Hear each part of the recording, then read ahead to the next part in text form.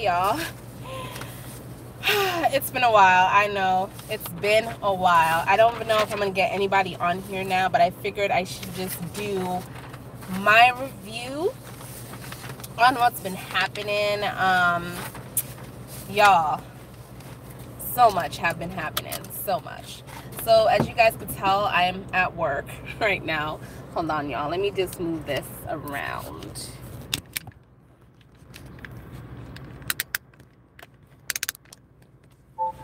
Ooh, sorry, y'all. Sorry. Hey. So yeah, I'm gonna go ahead and do the review on General Hospital and what's been going on, because I've been watching, y'all. I've been watching, but I just haven't had the time. But we ain't gonna go into that. We are not gonna go into that. So I'm gonna start off with Kiki and the crappy ass doctor, which I don't care for his name. But the episode started with Kiki wanted to go to this ball, this event, and she's on the phone and she's talking, and he definitely overheard everything she's saying. So what? He planned something. I knew something was up when he told her and gave her the okay to go, because before, when Ava was in crisis and she was trying to find her daughter and she asked for permission to be with her family, he said no. So when he let her go, I was just like, hold on, something ain't right.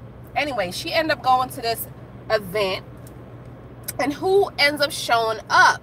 Him. And I'm just like, oh my God, Kiki, come on, girl. I know you are strong. Where is it? So something happened to her dress, which I don't remember what happened to her dress, but she ended up trying to go ahead and fix it or change or something, and he ended up being right behind her. So creepy, so creepy. And I was just like, wait a minute. At this point, Kiki should have done something about it. Like, first it was him touching her, right? And she told him I can't even speak, y'all. She told him not to, and he was just like, okay. Then he grabbed in and kissed her. That's the second thing that happened, right? And then the third thing that happened is what? This event that he went up in the dressing room and tried to watch her trying to undress, and she does nothing. Anyways, everybody left. The event is over, and Kiki stayed back because she don't want to go to sleep, and she doesn't want to, picture herself coming to work to deal with this crap in the morning. So she's at work. Well, I'm sorry, not she's at work. I'm so lost. So she's at the place drinking and everything, and Michael steps in, and I'm thinking, okay, Michael and her may have something, that's gonna happen, because I don't mind Kiki and Michael being together. I kind of like them being together. At this point, I don't even know why they're not together anymore, if you know what I'm saying. So she ended up telling Michael about what's going on without her actually telling him exactly what's going on. And he is on the board, and she tends to forget about that, which I didn't, because I know about most of the family members are on the board. So how could she forget that Michael was on the board of the hospital? Like, anyhow, so she promises Michael, she made Michael promise not to tell anything about what's going on. And Michael actually accepted it, knowing that this could go on him if Kiki decides that, things go left and she ends up suing the hospital, and Michael knew about this and never said anything about this. So I don't agree with Michael actually not saying something. But anyways, so Michael ended up leaving, and Kiki ended up staying at the ball, getting drunk, and guess who walks in? Griffin. And I already knew what's gonna happen, y'all. I already knew what's gonna happen with her and Griffin, because the drunk situation reminded me of when Sam and Rick was together, what happened with her and Alexis. Sam losing herself because she and her mom wasn't getting along, and Rick and Alexis had an argument, and then what? They end up drinking, and what happened? They end up sleeping together, correct? The same thing with freaking Kiki and Griffin. But anyways, Kiki and Griffin end up talking in the ballroom and everything like that and getting drunk. And, you know, Griffin started to tell Kiki about his past and what he used to do. And all of a sudden, I'm watching Kiki and Griffin go back to the hotel room, his hotel room. That's something you just don't do. Like, everything that Ava, that's deep.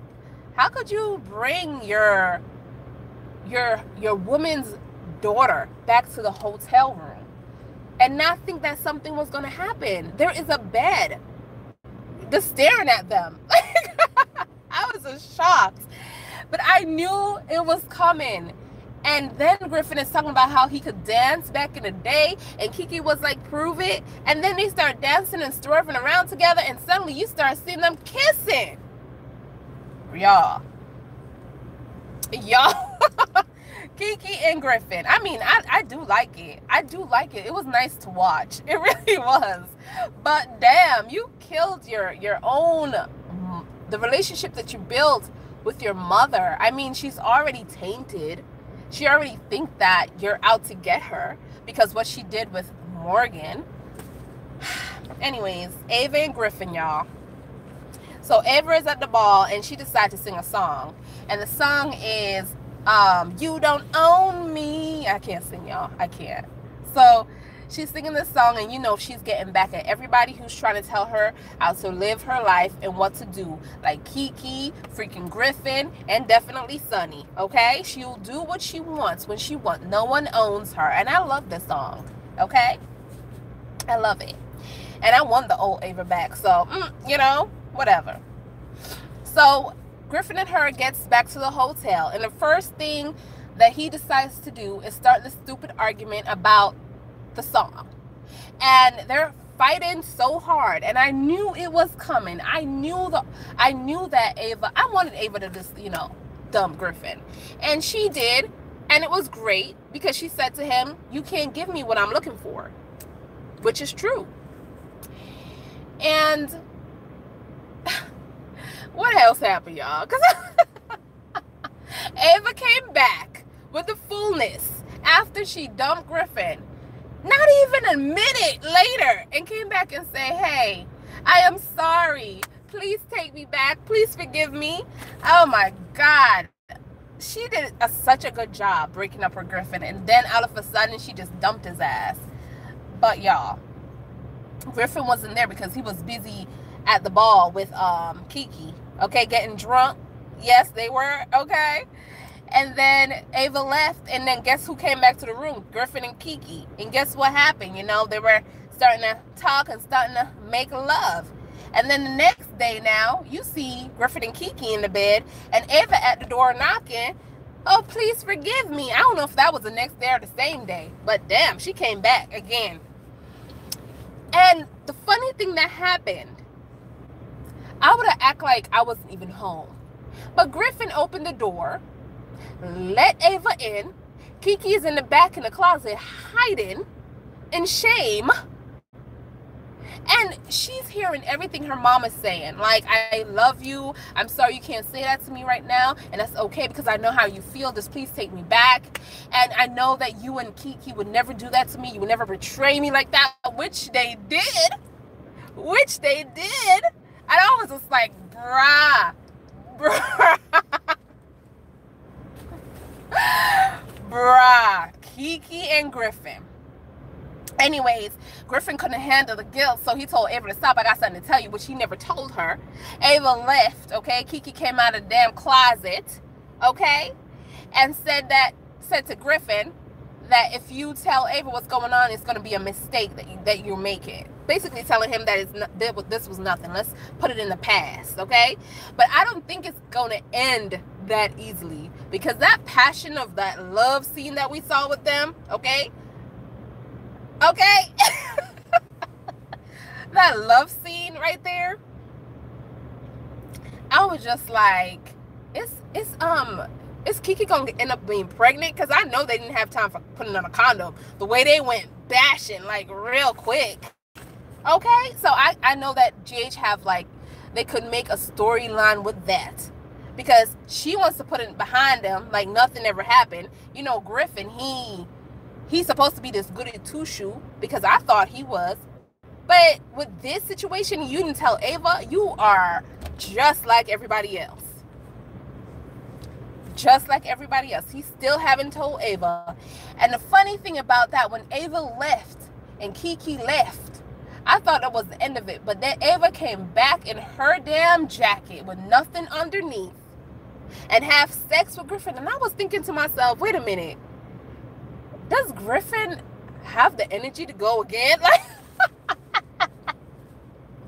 y'all, I was just thinking, does Griffin have it like that?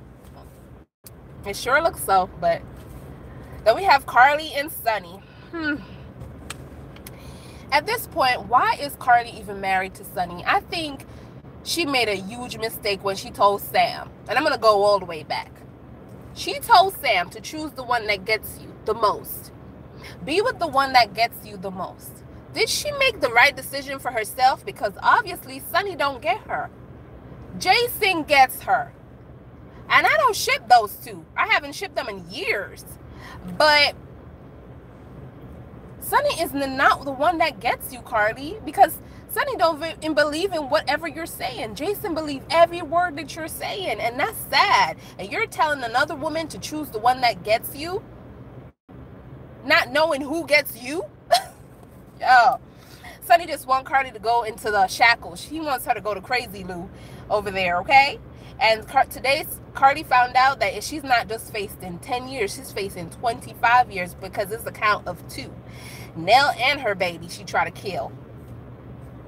And I was just like, 25 years in jail?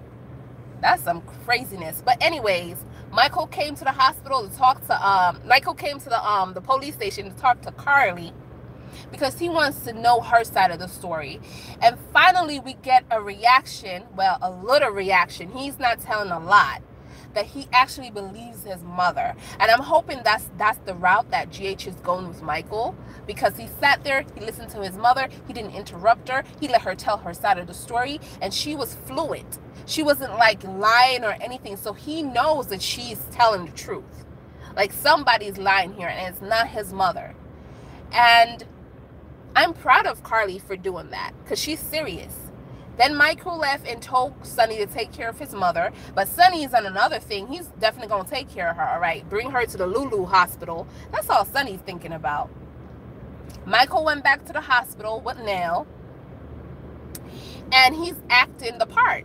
Like he's playing the game. And I hope that's what is going on. Because you know how we have this back and forth with Michael. Sometimes we think Michael is on the right path. Oh, my God. But then he goes back to being the fool. Like playing this fool card. And it's just like, I hope to God that he gets the bottom of at least finding out who is lying, but not proving it. You know what I mean? Like, have proof. Because I do like this storyline with Nell and Carly. I really, really do. This is the only storyline on GH that needs to be dragging. Everybody else with Drew and Sam and Alexis and Finn and Anna, they need to be in the open. Peter and this thing, I'm over it. Like, everybody else needs to be in the open. Like, the storylines need to be over so we can get new storylines in. But Nell and Cardi's storyline is juicy as hell. I love it. I do not want this to end, y'all. I don't. It's too good. And Carly's so sure of herself. I am not going to be in here for long. Just watch me. Like, what's your plan, girl? I want to know. I want to know your plan. Because Nell is crazy. Nell is crazy, y'all. But I'm here for it. I'm here for it. Let me see if I missed anything. Okay, I don't miss anything. Now let's move on to Nell and Michael at the hospital. And of course, he's listening to Nell, you know, talking and stuff. But I feel like Nell is going to be her worst enemy when it comes to Michael, because that's her, like, weak spot. Like, everybody else, like, look how she was talking to Jocelyn. Like, she made Jocelyn believe her story so good, right? And I believed it, too, the way Nell was telling it. But then when it came to Michael, it's like he's reading her too much. And it's like he's on to her, and I don't want him to be on to her. Not yet, you know? Not yet. Because Carly, I mean, I like Carly back in the day. I'm talking about Elizabeth time. You know what I'm saying? 96. You know? I like Carly then. But she did a lot of stuff. She was a bully. A real big, bad bully. And if she didn't feel good about herself, you couldn't feel good about yourself either. Okay? And this is coming to her. Now, I don't approve of how it's coming to her with Nell using Morgan's, you know, death to haunt her ass. I really don't approve of that. And I don't approve of Ava, the way she got custody. But it's their character. And they bring such a joy to the show because, boy, the show has been lacking, okay? It's been lacking. Let's move on, okay? Let's pray for Michael that he will get it this time, y'all. So let's move on to Anna, Finn, Jason, Sam, and Henrik, okay? So Anna, you know, she been texting Henrik because, you know, telling him that she's his mother and child. She wants to meet him and tell her side of the story, okay? She's supposed to tell Jason and keep him in the loop of what's going on, but she never did. And she met up at Pier 55 where Jason was shot. Like, why you keep going back to this place where you were shot? And he met up with Faison's son. So, okay, y'all. Let me go back. Okay. So she met up with him, okay? And this guy's coming down the stairs. And she sees Peter, and she's like, Henrik? And he's like, hi, dear mother, or whatever he said. And the funny thing is, the first thing he decides to do is pull out his gun to shoot her ass. And she's like, oh, no, you don't understand, because she's trying to tell him that she's really his mother. And he's pulling out a gun to shoot her. And then we have Jason that hits him behind the head. Okay? And Henrik falls to the floor, and Jason pulled his gun. And then he asks Anna if she's okay, and she's like, yes, you can put your gun down now. And Jason is like, no, I don't think so. And Anna is like, oh, well, I can't have that. So she pulled her gun on Jason. So we have Henrik who pulled his gun on Anna. Jason came behind Henrik, hit him behind the head, and pulled his gun on Henrik. And then Anna is like, yeah, I'm okay. You can put your gun now. Put your gun down now. And Jason was like, hell no. And then she put her gun on Jason. So these three all have guns. Well, Henrik don't have any gun anymore, but you know what I'm saying. Then we have Mr. Finn, who was overhearing the whole situation, and then he comes down, you know, to let them know that he texted the Port Charles police, and they're on their way, so they might as well put their gun down, right? And I was like, well, Justin, I can't do that. You know, he's my son. And the funny part about this whole damn thing is what Peter said to Anna after that. She said, Jason, I can't. He's my son. Peter said, you are not my mother. You're just the bitch who gave birth to me. Damn. I don't know if y'all heard that, but I heard it. I heard it. I was like, you're just a bitch who gave birth to me? Damn. That's rough. Anna is looking at Jason. Jason is looking at Anna. Finn is looking at... like, what you gonna do? Because this boy is saying that you're just the bitch who gave birth to him. You are nothing more. And, of course, Sam came running over Jason and put some sense into Jason. Well, you can't shoot him because, you know, there's too many witnesses around, basically. That's what Sam said. Now, I don't feel like Jason was going to shoot him anyways, but if Henrik was going to shoot, let's call him Henrik now. He ain't Peter no more. If Henrik was going to shoot Jason, you know, that's a different story. But he was just protecting Anna. He wasn't going to shoot Henrik, you know, like, so I don't know why Anna was acting stupid. Jason wants to know information. You know what I'm saying? That's all. He's not about just killing people, you know? Anyhow, where was I, y'all? Where was I? Okay, So we have Peter and Jason and Sam, and they go to the police station. And the line where Peter is like, oh, I want to press charges on Jason because he tried to kill me. But the funny thing is, Peter is just too damn funny. I can't. But they didn't have anything to hold him at the police station, you know. But we have Robert there that's keep telling Chase that he has custody over this man. Like it's bigger than your pay rate. Like, don't worry about it. But he constantly trying to say, well, I don't want to put my department in jeopardy. I need to know what's going on. So Sam had this idea because of course he was committed fraud because he used a fake name to get the job and everything. So she said that he gave her a resume with Peter without giving his real name, which he did. He got the job. So that was committed fraud. So he asked Sam if she wanted to press charges. He said yes. You could see the hate on Sam's face. But at this point, Henrik, he don't care. He don't care how y'all feel. This man, I was hoping he was good, but he's not good, unfortunately. Because if he was good, he would have got Jason well and then brought Jason home. But he didn't do that. He kept Jason locked up and drugged. And when he heard the story, he doesn't even give a damn. He don't give a damn. So we know that Henrik is evil as hell. We all know this. But anyways, Peter talking about how Jason hit him in the back of the head and he wants to go to the hospital and get checked out. You don't want him having, dying in the hospital, in the police office. And Chase was like, you got that right. So they escort him to the hospital. Now, Sam and everybody was figuring out why he wants to go to the hospital so bad, but Sam figured it out. It's for Maxie. I really wanted Maxie to find out by someone who matters, not by Peter. Why couldn't Nina tell her? Like, Nina is the first one to find out there. Well, not the first one, but in the hospital situation, she was there first.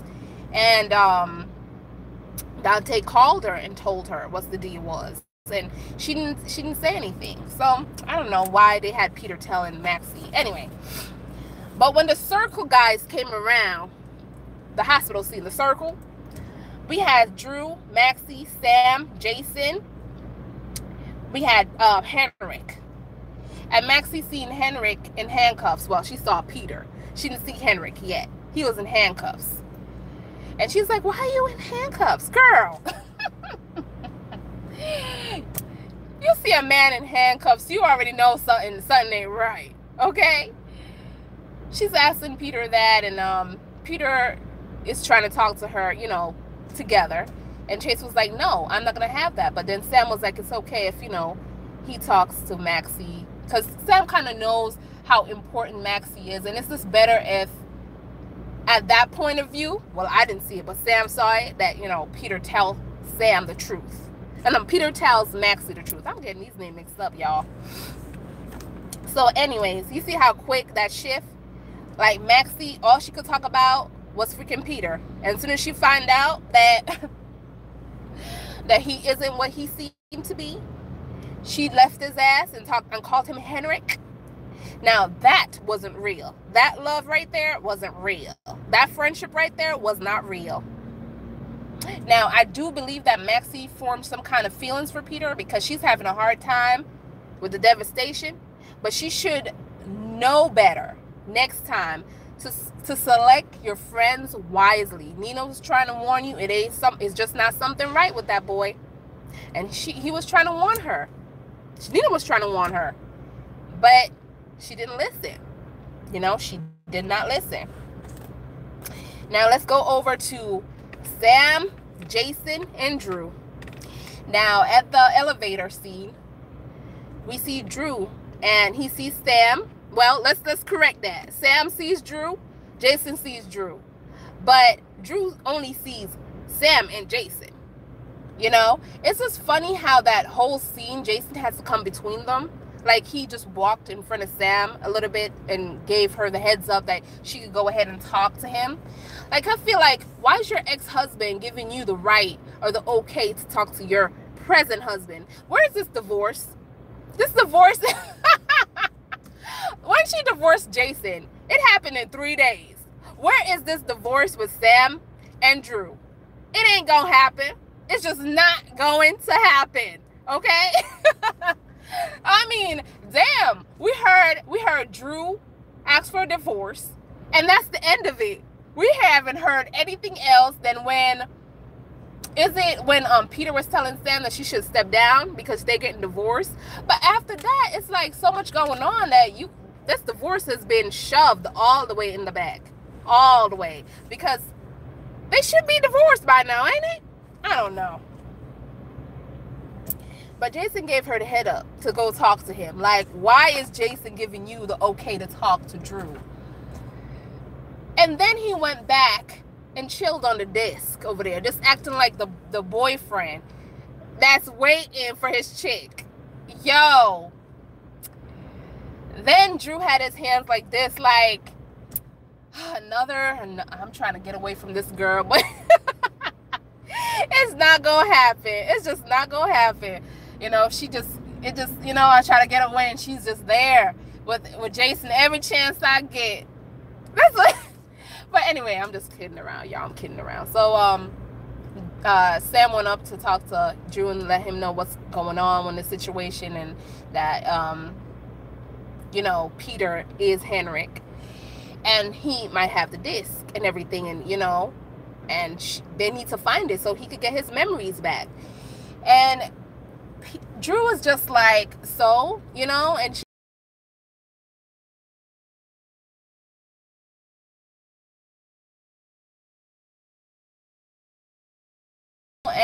Andre, what's his name? Dr. Andrew, I think it's Andrew, right? Sorry, y'all, this thing doesn't stop talking. But let me just clarify something real quick about what happened with Drew and Andre, because a lot of people are like, oh my God, with this drive, Drew can't get his memories back, or Drew can't have the procedure done. Okay, when they had the scene with Andre and Drew, he cannot get his memory back without the disk drive. He cannot. But he can remove all of Jason's memories. Okay? He doesn't need the disk drive to remove all of Jason's memories. Now, it's not a safe procedure. He might not make it out of the procedure. This might, he might die. It's a lot of risk. He might come out as a vegetable. He might not make it. And Andre let him know that he might not make it. So, with that said, y'all, please know that, because a lot of people was like, what's Drew talking about? He can't do the procedure without a disk drive.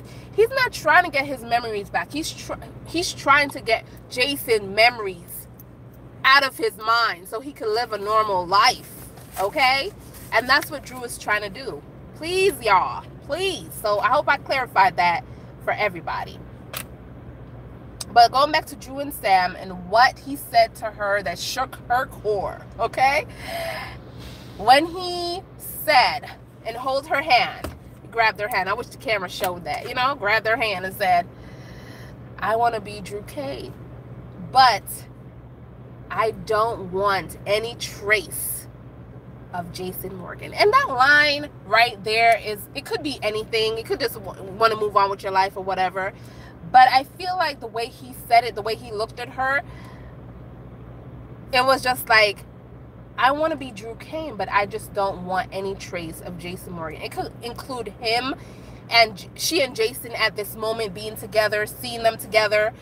It could be about the divorce. It could be about their relationship. It could be about anything, just him just trying to move on with his life and have nothing to do with her. But just the way he said it and looked at her made her feel like, yeah, he's trying to get rid of everything that truly matters. But I feel like the writers are doing a good job right now with this situation, because this is proof if the relationship is real or not, because there's so many people talking about the relationship is not real. This relationship is built on Jason, memories, and whatnot. But I truly feel, as a dream shipper, that this relationship, it wasn't sexual as Drew Kane. Not Drew Kane, I'm sorry. It wasn't sexual as Jake Doe. But they were building a friendship. You know what I'm saying? and the friendship was there, and it was a bond there. It was traction there, but it was just not played on because he really wanted to be with Elizabeth and she was with Patrick. But every time, even Patrick got jealous a little bit because he knew what was going, like, it was just too close with Jake. Like, Jake, everywhere you go, Jake, you know? And it really didn't make any sense. So, you know, but I feel like that relationship started a long time ago. But this is a chance to show everyone if it's real or not. If it's not, well, he's going to move on with somebody else and he will never remember Sam and all of their memories that happened together.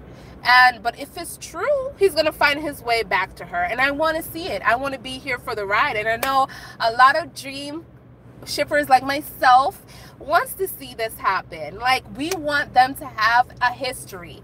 We know Jason and Sam have a history together, but it's sometimes things are just not meant to last. None of these ships are, you know, meant to last. You know, they got to keep the show moving towards and stuff like that. So I want them to build up their love, you know? So anyways, I'm interested to see it.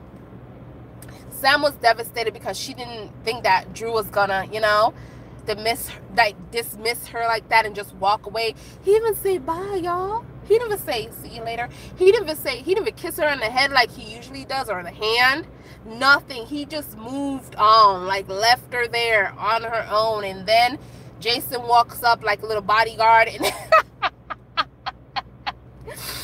walks up like a little bodyguard and then, you know, tells her, like, he didn't even say anything. She just said that, you know, Drew don't want this, but I sure hell do, or something like that. I don't know a line, but it did happen. Now, the elevator scene with Jason and Sam going in the elevator, I don't think it was necessary, but hey, if you want to build that up, and if you want Sam to go back to that, I'm with it. I want to see it. I'm here for it. So then we have Valentine and Nina, which I'm very proud of Nina right now. I'm just so proud of her because she's the last person I'm going to talk about. She was so sure of this relationship. There was a lot of secrets, but I just hope she won't disappoint me because she packed her stuff and she left. We start at the ball where she and Valentine was together and they were happy dancing and stuff. You know, he was all in her face and trying to get her out, like trying to get her to pack her bags and stuff because they're going to a trip. She's like, really? Why now? What's going on? You know? But at the end of everything, when Valentine was performing and singing that beautiful song, I didn't know he had such vocals, but he was singing that beautiful song, and then he got up and everybody was cheering for him. And he just came off the shit list too, from Port Charles shit list. That performance was so beautiful. Then Robert escaped and got there somehow. I don't even know how Robert got there, but ended up punching Valentine in the face and knocking him out, okay? And then Nina found out her husband was keeping a secret, and she found out that Valentine knew who Henrik was all this time. And then she was devastated and everything, and all the pieces were coming back together, okay, with her lying husband Valentine. And then, you know, she decided to go and take Charlotte to Lulu, and because she realized that Valentine was going to take them away, like run away with them. He crazy as hell. So Lulu, you know, was pressed Nina and trying to find out what was going on, but Nina really doesn't know anything. But then Nina found out Maxie had her baby and left. And then Dante and Lulu argument. Yo, I was here for it. I mean, I like Lulu. I like her. I don't have any problem with Lulu, but she's just been playing. She just has some, like, her confiding into Peter a lot. Like, where that came from, I don't know. That was her boss, I understand, but she doesn't need to go there. She doesn't need to confide in Peter like that. And another thing is that I think that she needed to hear this from her husband, even though it broke her heart. Obviously, you can see in the end, it broke her heart that her husband, you know, let her have it, but he didn't let her have it like how Maxie let her have it at the funeral. Okay, so it's just a wake-up call for Lulu right now. But yes, back to Nina. I'm just so happy she packed her bag and she left after hearing Anna and Valentine going at it, and how Valentine hated Anna so much. He hated her so much, he picked up her son that she gave away from a family, and got the way he got the son, threatened the family until they gave him this innocent baby boy, and he turned it over to Faison. And the reason why he didn't tell Faison who the mother was because he wanted something on Anna, because he wanted to use that leverage. That was crazy to hear that. He would go through anything just to hurt Anna. Just to hurt Anna. Gave her son, and look how her son has been raised and turned out. He's evil. I just love when he just goes like Henrik. He just, you know, first he's calm and collective, and first he's acting like Peter, and then he just snap out of it and he's like, yeah, Anna, shoot him first, shoot Jason. Jason's gonna shoot you. Like, you know, he's just playing them, like playing the card with them. It's just so funny to see it. But y'all, that was my review of the whole situation. I cannot believe that Griffin and Kiki slept together. I can't believe it. Like, that's so disgusting. I mean, it was so disgusting when she was sleeping with Morgan. Like, you know, Ava was sleeping with Morgan, and the daughter was sleeping with Morgan. It was just a disgusting situation, and now they brought that back. I know for a fact that evil Ava is going to come back full force because of this. When she finds out that her daughter is boning her man, or boned him, and I think that it's going to be a storyline with Kiki and that pregnancy issue, because she's going to find out she's pregnant for Griffin. And then the doctor is going to find out, the creepy doctor is going to find out that they slept together, and going to use this even against her even more. She's like burned herself. Kiki's like burned herself deeper and deeper and deeper when she doesn't have to. But y'all, that's my review. I hope you guys enjoy it. I made this live because I just don't have time to upload it. So yeah, guys, I hope you enjoy it. Comment down below this video, and thank you for watching. I appreciate it. And I'll see you in the next video. Bye. I don't know how to end this, y'all. How to end this? Let me see. Gosh, this is so crazy.